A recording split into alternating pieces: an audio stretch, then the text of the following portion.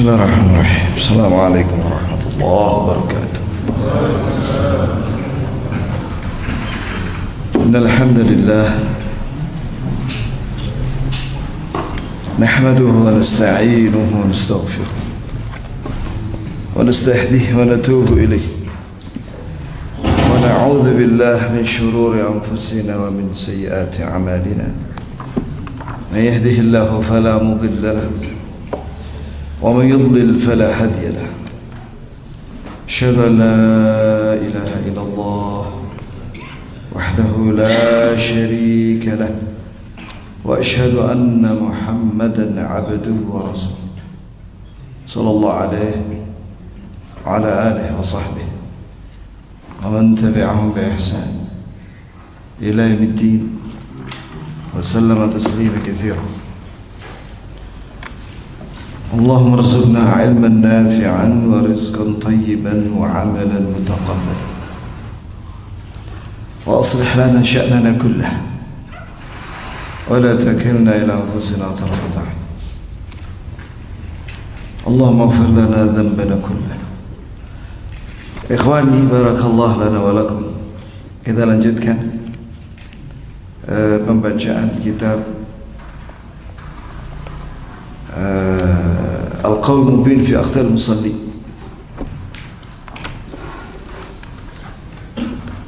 karya Syekh masyhur Hasan Salman hafizahullah ta'ala. Kata beliau, al-khulasah anna al-qasra yabda'u min al-khuruj من البلد مفارقة بنيان مكان الإقامة من قرية أو مدينة أو خيام ولا يجب الأمر كما وجدت عليه بعض إخواننا أن يكون الخروج عن كل بنيان يصادفه قد في طريق سفره ولو امتد إلى آلاف الأميال والله تعالى عنه. Kesimpulan dari cara seorang dibolehkan untuk mengqasar dan menjamak salat adalah dimulai dari keluar dari kota itu dan meninggalkan bangunan ini perbatasan kota itu. Apakah itu qaryah, yakni kota kecil, atau Madinah, kota besar, atau khiyam, atau ada orang tinggal di pinggiran kota itu dengan kemah-kemah.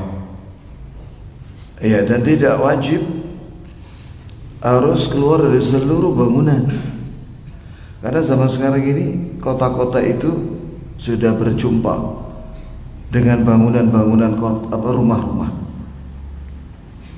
walaupun jaraknya sampai ribuan mil. Jadi definisi seorang dikatakan musafir sehingga disyariatkan qasar adalah apabila benar-benar dia keluar dari kota itu.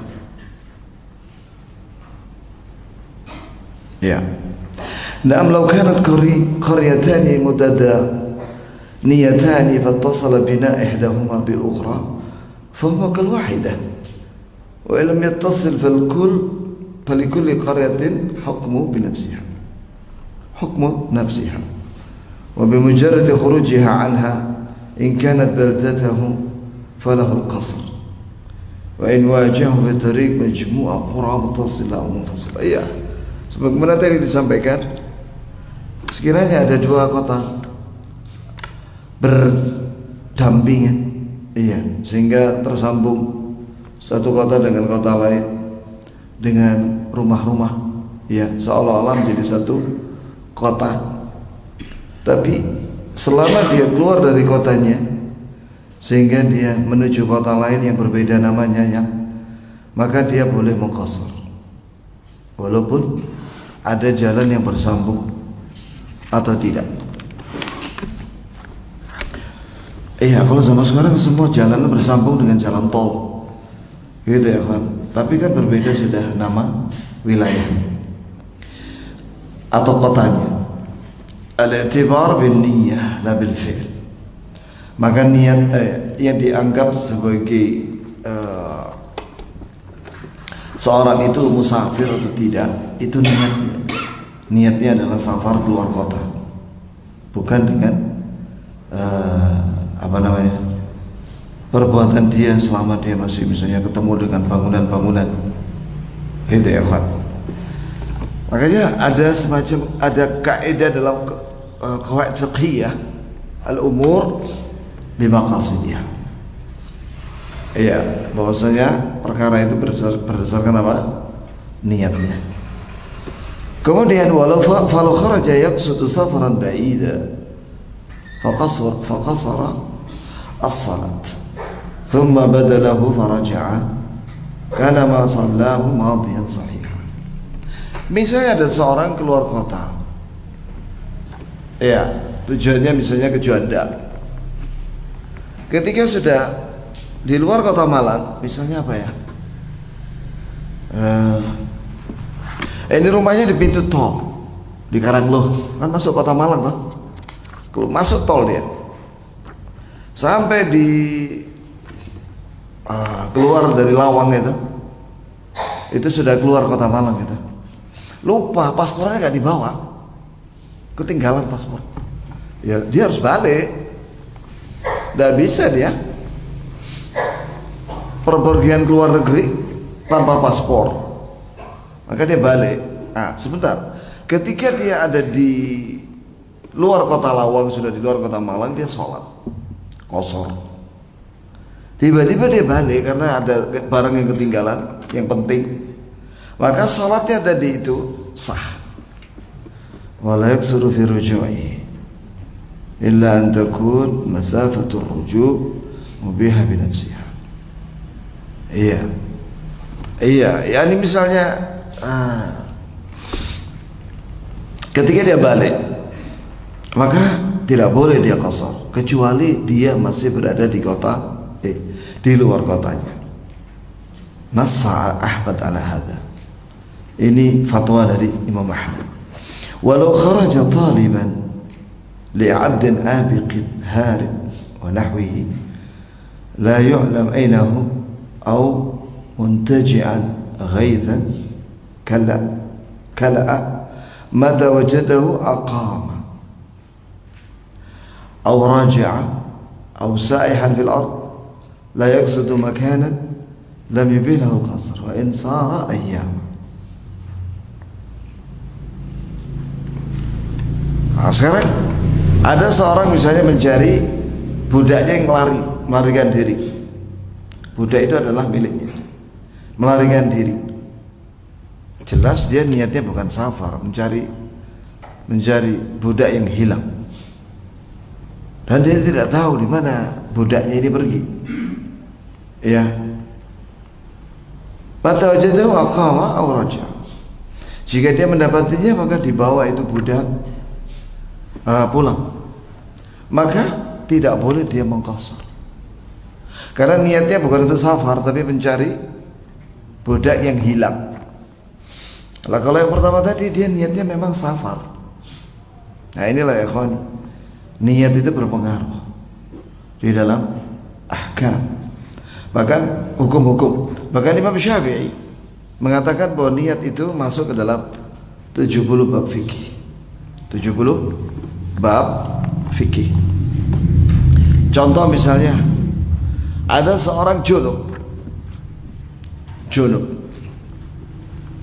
dia punya kolam renang di rumahnya, terus dia ngecup.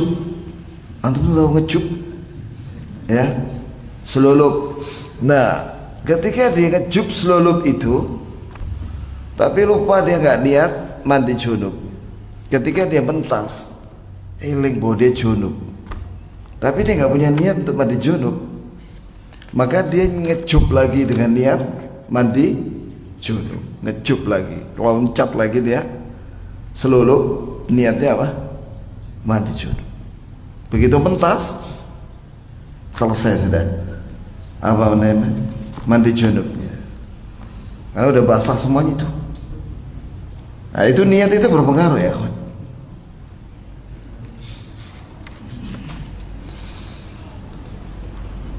Kemudian wa yaqla al-musafir 'anil jama' al-qasr mujarrad dukhulihi baldatan.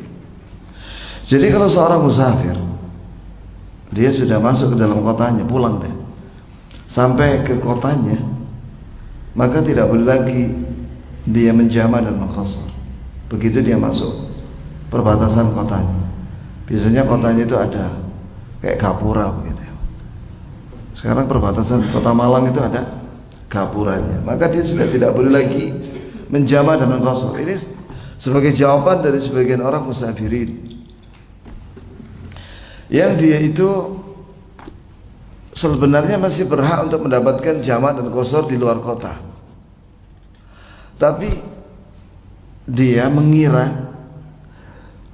masih bisa menjama' dan qasar apabila dia sampai rumahnya. Nah ini keliru. Menjama' dan mengqasar itu selama dia masih di luar kotanya. Kalau sudah dalam rumah di kotanya, ya tidak boleh ya. Kalau dia sengaja meninggalkan sholat, misalnya zuhur di Surabaya, seharusnya dia bisa jamak qasar. Tapi dia melakukan perjalanan, ya, ketika sampai Malang sudah masuk asar, berarti dia telah meninggalkan sholat zuhur. Maka dia harus sholat zuhur di Surabaya, boleh di qasar, boleh di jamak. Setelah itu dia pulang menuju Malang lewat tol, ya, atau tidak lewat tol, maka dia sudah, ya, selama sampai di Malang tidak boleh lagi menjamak atau mengqasar sholat, karena dia sudah bukan musafir. Ada sebagian orang juga ketika masih di kotanya, dia mau ke Juanda, dia menjamak dulu zuhur asar di Malang. Nah, itu nggak boleh, karena dia masih mukim. Ya, kecuali kalau dia sudah keluar dari kota Malang, nah masuk waktu adzan di Pandaan, mampir dia ke rest area, maka dia sholat zuhur asar di situ jamak dan qasar, itu boleh. Mungkin dia mengira bahwa nanti kalau di Juanda ribet dan penuh orang, ya kan?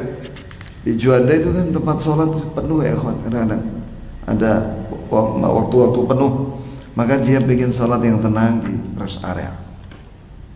Nah itu boleh, sehingga sampai di Juanda dia sudah tidak tidak sholat lagi, karena dia sudah sholat.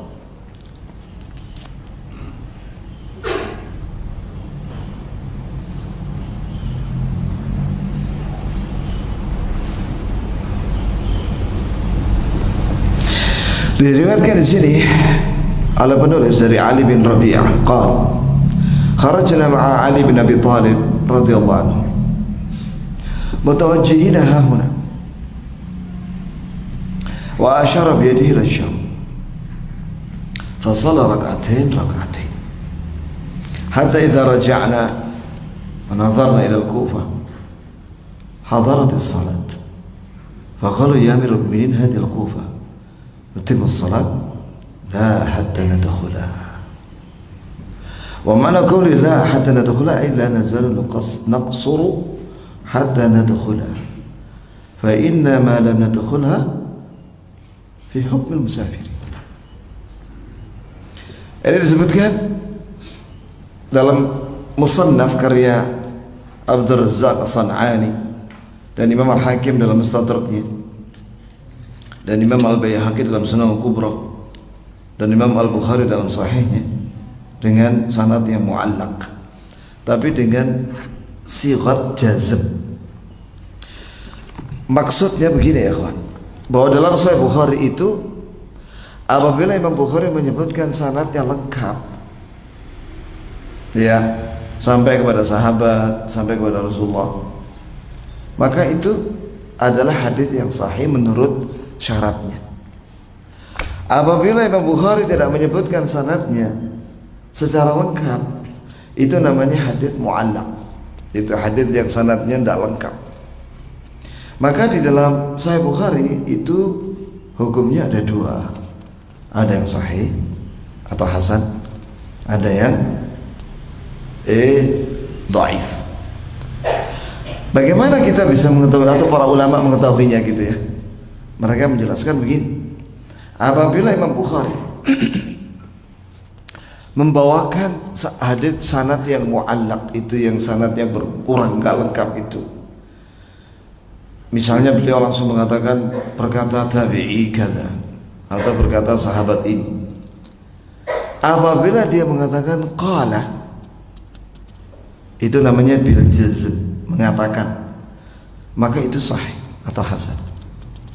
Tapi kalau dia mengatakan qila atau ruwiyah, diriwayatkan atau dikatakan, maka itu biasanya hadisnya dhaif. Ada sini riwayat ini yang akan kita bacakan ini dengan kalimat jazm. Jazm itu berarti apa? Sahih. Makanya di sini dikatakan oleh penulis dan sanadnya sahih. Sebagaimana kata Hafidz Ibn Hajar dalam kitabnya Taghliqut Ta'liq. Jadi Ibn Hajar ngarang buku Taghliqut Ta'liq. Itu adalah kitab yang sangat bermanfaat ya buat para talibul hadis, para penuntut ilmu hadis, karena di situ diterangkan oleh Ibnu Hajar semua hadis mu'allaq yang sanadnya tidak lengkap, diterangkan oleh Imam Ibnu Hajar apakah itu sahih atau tidak, apakah itu bersambung dengan sanad yang sahih atau tidak. Itu manfaat kitab Taghliqut Ta'liq. Semua ulama setelah Ibnu Hajar ketika membaca bukunya Sahih Bukhari yang sanadnya tidak lengkap. Jelas ya jemaah? Nah, ini sanadnya sahih. Dari Ali bin Rabi'ah berkata bahwa kami pernah keluar bersama Ali bin Abi Thalib, semoga Allah meridhoinya. Dari mana?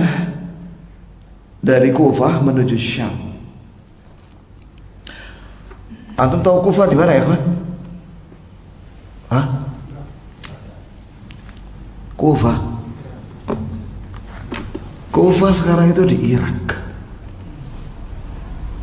Ya coba cek ya. Kufah itu masuk negara Iran apa Irak? Pokoknya di salah satu dari itu. Ya, Irak. Menuju Syam. Syam itu mana? Palestina dan sekitarnya. Ya. Kemudian maka selama perjalanan itu Ali bin Abi Thalib salat 2 rakaat, yakni qasar. Zuhur, asar, isya di qasar menjadi 2. Nah, ketika kami pulang di perjalanan, mungkin itu dataran tinggi ya, tapi masih di luar kota Kufah. Nampak kota Kufah itu nampak. Kemudian datanglah waktu salat. Tapi ini masih di luar Kufah. Tapi kota Kufah nampak. Nah, maka sahabat-sahabatnya Ali radhiyallahu anhu berkata, wahai Amirul Mukminin, itu Kufah. Apakah kita menyempurnakan salat? Maksudnya tidak mengqasar. Ya, jadi 4 saja salatnya. Zuhur, asar, isya. Kata Ali bin Abi Thalib, lah, tidak, sampai kita masuk ke Kufah. Jadi perbatasan kota Kufah atau di sini menunjukkan bahwa kota itu ada perbatasannya. Kota itu ada batasannya. Hatta Madinah itu ada batasannya. Antara 2 gunung, siapa yang tahu?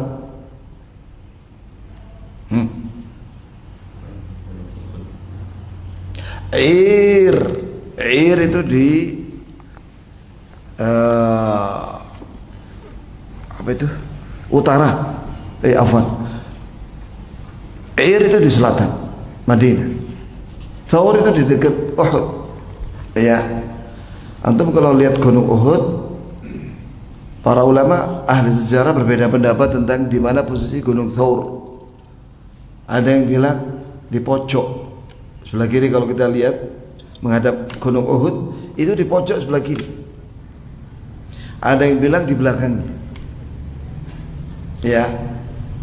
Jadi perbatasannya itu di situ, di Gunung Uhud itu ada Gunung Thawr, Bukit Thawr kecil. Bukitnya kecil. Sampai Ir. Bagaimana kita bisa tahu Ir, Gunung Ir? Ya naik dulu bukit tempat memanah itu. Anda tahu bukit tempat memanah di Uhud? Nah, di situ nanti nampak ke arah yang berlawanan dari Gunung Uhud ya. Nah, nampak di situ Gunung Ir. Gunungnya itu bukit tapi puncaknya itu datar. Nah, itulah perbatasan kota Madinah. Maka di situ menunjukkan bahwa kota itu ada batasannya. Itu ya jemaah. Walaupun antum melihat kota antum, tapi selama antum masih di luar kota antum, tempat tinggal antum, maka antum boleh mengqashar.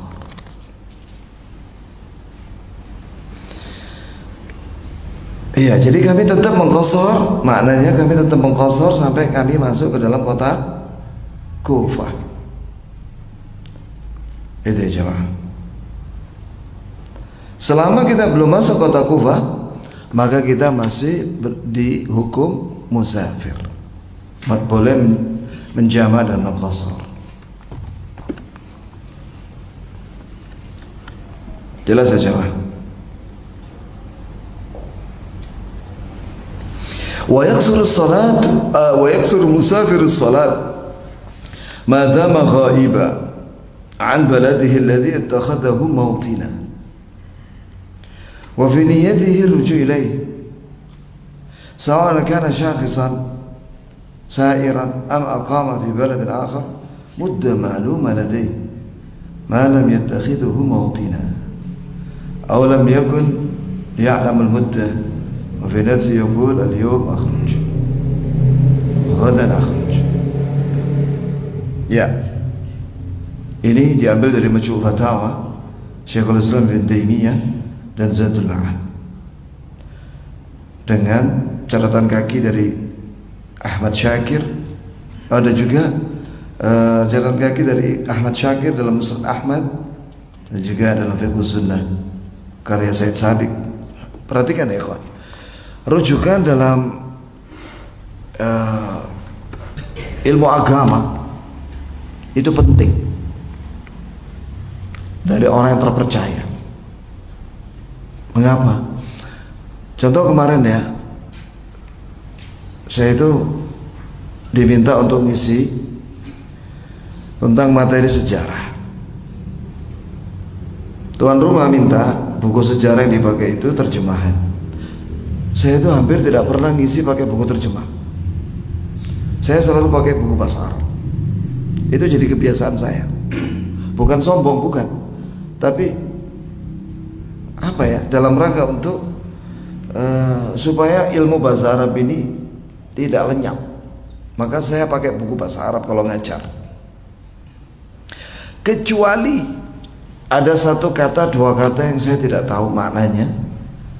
Nah, kebetulan ada buku terjemahnya, maka saya lihat buku terjemah. Seperti ayat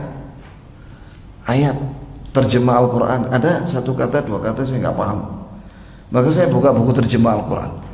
Nah, kemarin itu saya lihat buku itu, judulnya itu adalah ini loh, Siyar min A'lamin Nubala. Padahal di buku aslinya Imam Adz-Dzahabi itu 16 jilid. Saya punya bukunya. Dan itu diawali dari sahabat Abu Ubaidah. Saya tunjukkan ke tuan rumah, ini loh bukunya. Apa, saya foto, saya perlihatkan sama dia buku asli. Tapi di buku terjemah itu kok sejarah Nabi. Setelah dicek, ya, penterjemahnya kayaknya nggak amanah. Kok dia menukil perkataan covernya Siyar min A'lamin Nubala, tapi isinya sejarah Nabi. Ternyata dia mengambil dari tarikh Islam, yang di situ campur ada dari tulisannya Al-Waqidi. Imam Al-Waqidi ini kadzab, kata ahli hadis, pendusta. Lalu kalau udah kadzab nggak dipercaya, sudah penukilannya. Kemudian saya lihat ada di situ hadisnya palsu. Saya bilang, kita jangan pakai sumber rujukan yang nggak jelas begini. Kalau ingin sejarah, pakailah bukunya Ibnu Qayyim, Zadul Ma'ad. Ya, karena Ibnu Qayyim itu ahli hadis. Dia kalau misalnya menukil sebuah hadis, tidak keluar dari sahih dan hasan. Sekiranya dhaif, dia akan terangkan.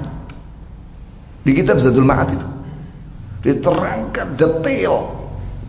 Ahli hadis, muridnya Ibnu Taimiyah, Syekhul Islam. Ya. Begitu pula Syekhul Islam bin Taimiyah, itu ahli hadis. Dipuji oleh Imam Az-Zahabi, muridnya itu namanya Imam Az-Zahabi yang ngarang buku tadi itu, Siyar bin Alamin Nubala, bahwa guru saya Syekhul Islam bin Taimiyah itu ahli hadis. Apabila ada seorang datang bertanya kepada beliau tentang sebuah hadis dan beliau bilang la a'rifuh, aku tidak tahu, dipastikan itu hadis dhaif. Nah, orang kayak gini pegang, berarti dia ahlinya. Ya, jangan kita menukil dari orang yang kadzab, apalagi Syiah, apalagi gak jelas akidahnya. Iya, ini penting, ini rujukan ini penting. Inna hadzal ilmu huwa ad-din. Fanzuru amman ta'khuduna dinakum. Ilmu agama ini bagian daripada agama kita, Islam. Lihat dari mana kau mengambil ilmumu. Ini perkataan dari Ibnu Sirin, seorang tabi'i. Zaman sekarang ini ada seorang namanya Mama Kufron. Laki kok panggilannya Mama. Iya, di daerah sana Jawa Barat itu bapak itu dipanggil Mama. Rambutnya gondrong, mirip kayak orang wajahnya wajah mantan narkoba, pecandu. Ngomong pakai bahasa katanya Suryani. Dia bilang bukan hanya fikih kitab, fikih langit gitu, kitab langit gitu. Ngawur sudah, meracau kayak orang sakau begitu ya, mabuk gitu ya. Terus dia pakai bahasa Arab, comot-comot gitu, inna banyak innanya dia. Kemudian campur-campur digabung jadi satu paragraf yang tidak ada maknanya sama sekali. Itu bukan kalimat sempurna. Iya, saya kirim itu ke dokter bahasa Arab. Di situ ada Dokter Tito dan yang lainnya. Jawabannya cuma satu. Waduh, mengono dok. Ya, itu ya. Lah, ya gitu itu masih ada yang percaya coba. Orang kayak gitu ada yang percaya. Sama dia mendatangi dia, dihormati. Akhir zaman sudah ya. Muncul a'immatul mudhillin, orang-orang tokoh-tokoh yang menyesatkan umat. Du'at ila abwab jahannam, para dai yang menyeru ke neraka jahannam. Mengajak kepada kesesatan.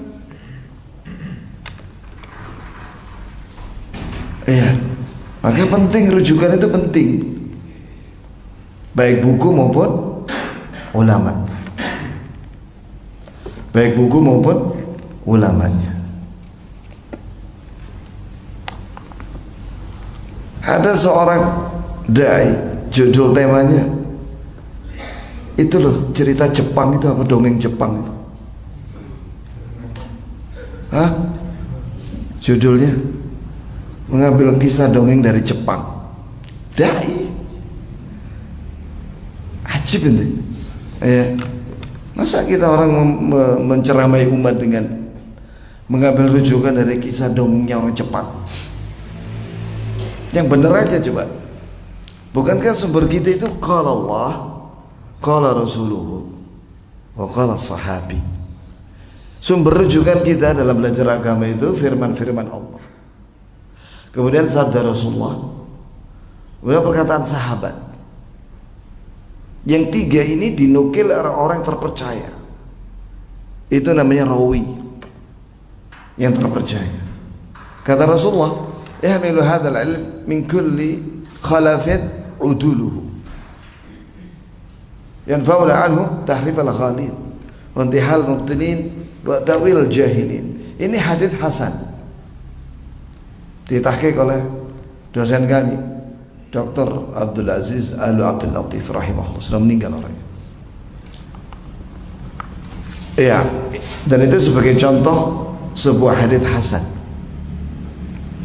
yang akan memikul ilmu agama Islam ini. Setiap generasi ada orang-orang terpercaya yang membantah ya tahrif al-ghalin. Tahrif itu artinya merubah, ya, baik merubah ayat atau hadis lafadznya atau merubah maknanya. Al-ghalin, orang yang berlebihan. Intihal al-mubtilin, dan untuk membantah intihal al-mubtilin, yaitu syubhatnya orang-orang yang batil. Wa ta'wil al-jahilin, dan untuk membantah takwilnya orang-orang yang jahil. Itu sabda Nabi itu ya. Alhamdulillah tidak ada yang tegas membantah orang yang batil melainkan ahli sunnah, salafus saleh. Cukup dengan satu kata, waduh, ngakak kita orang. Ya karena nggak dipahami. Atau coba dengerin itu bahasa Suryani, muncul lagi sekarang bahasa air. Ya kan, seorang ustadz harus tahu kondisi umatnya. Kita orang, ya Allah, ono maning kok nanti lama-lama pakai bahasa jin nanti. Ya apa bahasa jin? Ya itu saya bacakan dulu ini ya. Jadi menukil perkataan Syekhul Islam bin Taimiyah dan yang lainnya ya, bahwa mengqashar salat bagi musafir itu selama dia tidak ada di kampung halamannya, tidak ada di kotanya. Yani dia tidak menetap di luar kota itu, dan dia punya niat untuk balik. Ya, apakah dia terus menerus keliling? Mungkin dia pilot ya, atau dia tinggal sementara di kota lain dengan waktu yang diketahui, dan dia tidak menjadikan kota lain itu tempat tinggalnya. Apa maksudnya menjadikan kota lainnya itu menjadi tempat tinggalnya? Siapa yang tahu maknanya? Kapan seorang dikatakan menetap di kota lain? Salah satunya apa? Menikah. Istrinya ada 4, 1 di Malang, 2 Pandaan, 3 Pasuruan, 4 Surabaya. Jadi sekali jalan muter-muter gitu ya kawan, di jalan tol ya kawan, mampir kono gitu ya kawan ya. Nah itu selama dia punya istri di 4 kota itu, maka dia niatnya menetap di kota itu. Atau dia seorang pelajar, misalnya ada orang Malang belajar di ITS, maka dia selama di ITS tinggal di Surabaya selama 4 tahun S1, maka niatnya dia mukim di situ. Ya, itu sebagai bukti bahwa dia akan tinggal lama di kota Surabaya. Sesekali dia balik ke Malang. Ya seperti para pelajar Indonesia yang di Madinah itu loh. Tapi ada sebagian kecil pelajar Madinah dari luar negeri ya, dari Libya yang saya tahu itu, mengkosor, menjamak dan mengkosor selama 4 tahun di Madinah, bahkan sampai S2. Tapi itu sedikit, 1-2 orang aja. Yang lainnya 4 rakaat ya. Kita orang 4 rakaat salat zuhur di Madinah ya kawan, ketika jadi pelajar. Karena dapat iqamah kita. Iqamah itu KTP sementara di sana. Jelas ya jemaah? Itulah yang disebut dengan menjadikan kota lain itu sebagai apa? Tempat tinggal. Antum kalau misalnya diterima di sebuah sekolah di Amerika, apakah antum mengkosor terus? Hah? Ada 2 pendapat. Ya. Itu ya, kawan. Tergantung niat antum di sana. Kalau misalnya antum niatnya di sana untuk tinggal sementara di Amerika, dan itu betul-betul tinggal ya, mukim, maka antum jangan mengkosor. Pelajar di sana, pelajar sampai S3. Suwe gue ya, pirang tahun? 10 tahun lah kurang lebih ya. Itu ya. Ya, sampai sini habis sudah. Baik.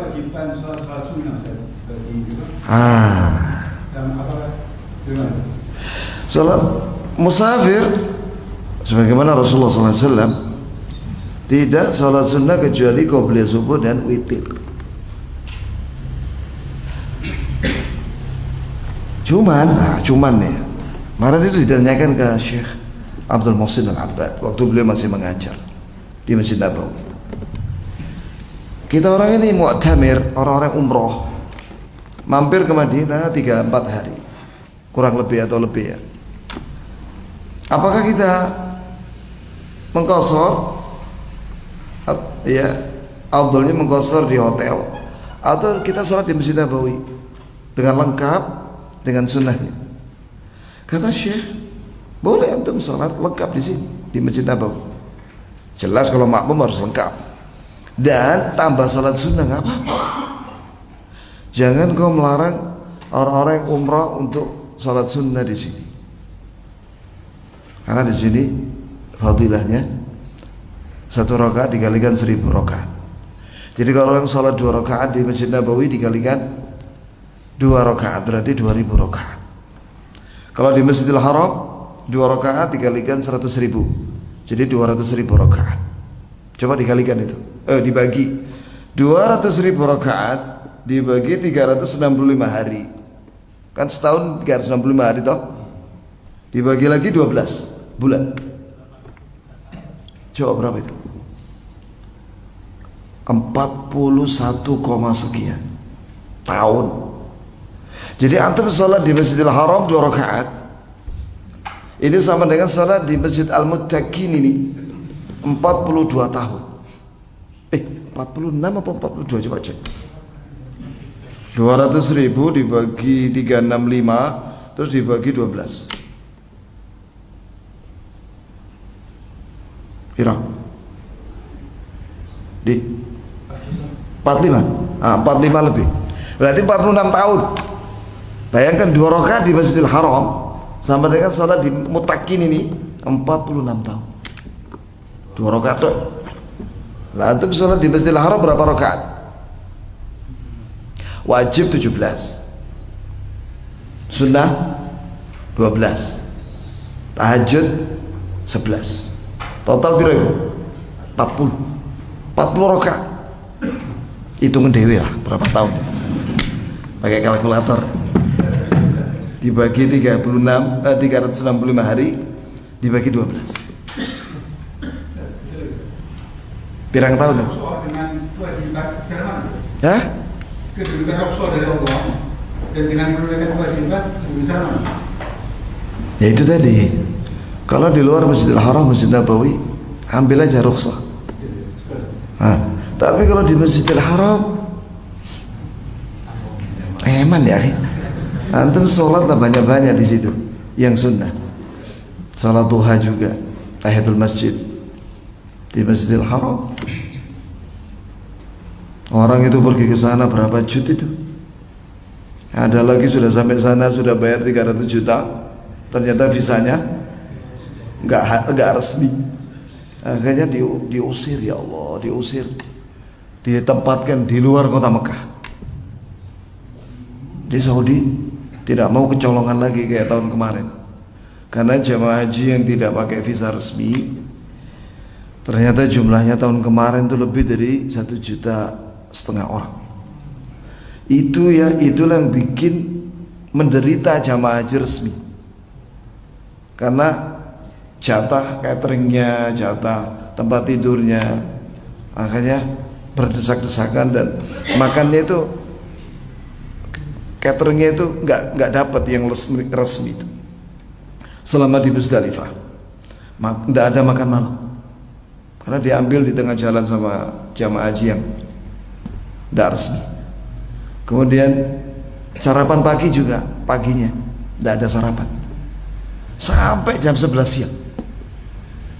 Padahal suhunya 50 derajat.